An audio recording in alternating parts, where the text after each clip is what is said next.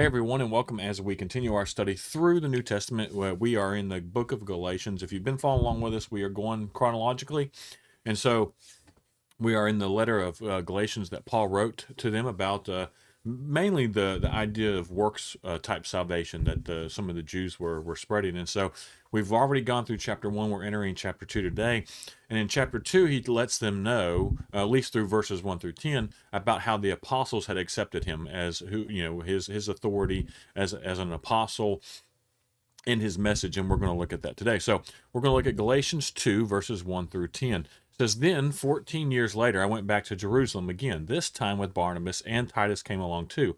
I went there because God revealed to me that I should go. While I was there, I met privately with those considered to be leaders of the church and shared with them the message I had been preaching to the Gentiles.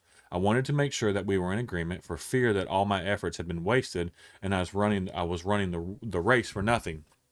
And they supported me and did not even demand that my companion Titus be circumcised, though he was a Gentile.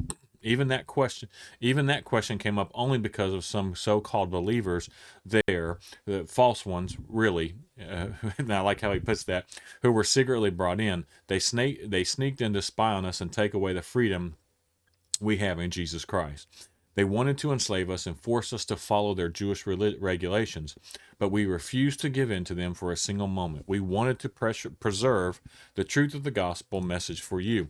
And the leaders of the church had nothing to add to what I was preaching. By the way, I like how he does these little sidetrack things too. By the way, the reputation as great leaders made no difference to me, for God has no favorites. Instead, they saw that God had given me the responsibility of preaching the gospel to the Gentiles, just as he had given Peter the responsibility of preaching to the Jews. For the same God who worked through Peter as the apostle to the Jews also worked through me as the apostle to the Gentiles. In fact, James, Peter, and John, who were known as pillars of the church, recognized the gift God had given me, and they accepted Barnabas and me as their co workers. They encouraged us to keep preaching to the Gentiles while they continued their work with the Jews. Their only suggestion was that we keep on helping the poor, which I have always been eager to do. And so we see this, and this was probably during Paul's second visit to Jerusalem, or this was during Paul's second visit to Jerusalem. The other apostles met with him and affirmed his message. And then there's been some tradition around that this passage has been a description of the church council, which we're going to get into at the end of Galatians. But more than likely, if you really study this, more than likely that this was Paul, this meeting that Paul's talking about was his previous visit to Jerusalem, not the Jewish council we're going to be looking at here. And that's why chronologically we hit this letter first before we hit the Jerusalem council in Acts. And so what Paul is saying here is, if Paul needed the endorsements of the leaders in Jerusalem, he would have met with them publicly, right? If he needed all this, but that he met with them privately indicates that no one thought he needed public endorsement. No one thought this, right? It was only coming because of these people going behind Paul as he went through these cities, and it messed up his message. Paul shared his message with the apostles in Jerusalem, not for endorsement, but to ensure agreement. He wanted to make sure that they were preaching and they were on the same page, right? They were preaching the same message because they didn't want the church to split into Jewish and Gentile factions. They were making sure that their message was in unity, because a split between the Jewish and Gentile Christians would have been an undermine of the fundamental unity that Christ had secured here. And so that's what they were looking at. And so the Jerusalem apostles, they affirmed Paul's message without qualification, right?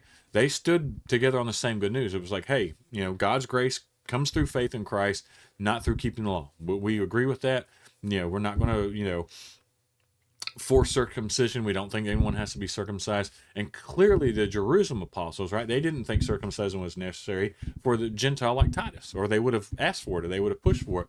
And so these false Christians, I like how Paul calls them. He calls them false Christians. So he's indicating they are not Christians, right? He's entered the church. They came to the church either through Jerusalem or Antioch. It's not exactly clear.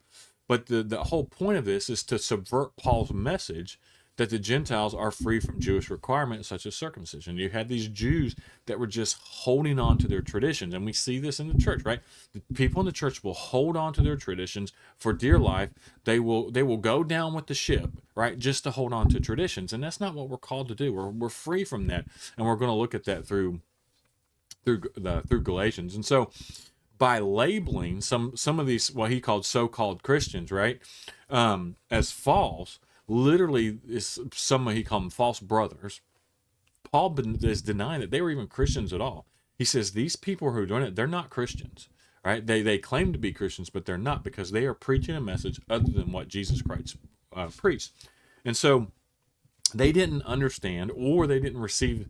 They truly received the good news, right? They either didn't understand, they didn't get it, and so in contrast, and they were in contrast with the apostles in Jerusalem. And so Paul is implying here in these 10 verses that a larger group of Jewish Christians, they didn't have quotations back then, but it would have been in quotations, opposed his preaching and stood behind the false teachers who had entered the Galatian church. So you had this group of people that we will call them, they're called Judaizers, who were trying to push this Jewish, bring in this Jewish law, require these Gentiles to convert to Judaism before they could become a Christian. And it's like, and Paul's just going to really go into this really hard about what they should do. And so Titus was not circumcised, and Paul did not require circumcised for Gentile Christians. None of them did, and they didn't require it either. And so the false teaching was going to destroy the gospel message by adding other requirements and impeaching the effectiveness of Christ's death and grace and God's grace, right? Because if we start adding to the message of Christ, of him, crucified, and his grace covering our sins, and we start saying, oh, well, we've got to do these things and we have to earn salvation, you're messing up the message of salvation. Now, there's things that we're commanded to do as part of becoming a Christian. Circumcision wasn't one of them. Circumcision was going back to the old law. There's things we're commanded to do and stuff like that. And if you're not doing them, then I think it kind of goes along with the same thing with this is, there's things we're commanded to do. If we're not commanded to do them, are you really a Christian? Do you really believe what the Bible's telling you? And on the flip side of this, Paul's saying, hey, if you're coming behind and saying we got to do these things in order to become Christians, right, or to prove that if you're not saved unless you do all these things that are in the old law, right, then that's taken away from God's grace as well. So there's things we're commanded to do. There's things we're told we don't have to do anymore, and we can't add to any of these things.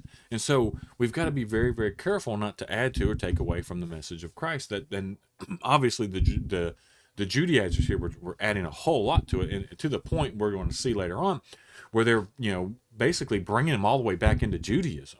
And it's like, oh, you still got to obey the whole law. It's like, no, man, we don't have to do that. And so the Jerusalem apostles, right, had a reputation as great leaders, and it was probably more than likely derived from their personal acquaintance with Jesus and earthly ministry. He mentions James, John, and Peter, right, who were I don't recall if that James is James's brother that he was talking about, or if it was James the apostle. But anyways, those three that he's talking about there, were the core. They were the core. They were the ones that were closest to Jesus. And if it wasn't James the apostle, it was James's brother, who obviously still would have been close to Jesus. And so they had that reputation as great leaders and as acquaintance of Jesus' ministry. But it did not, and Paul points out here, it did not give them more apostle authority or apostolic authority than Paul had. Paul had the same authority that they did. And he hits on that. We hit that on that yesterday. And so Paul here says, like, right, what mattered most was Christ's personal commission, right? It was the commission of Christ to these people, or to him, right? Because God has no favorites. God's not showing favorites.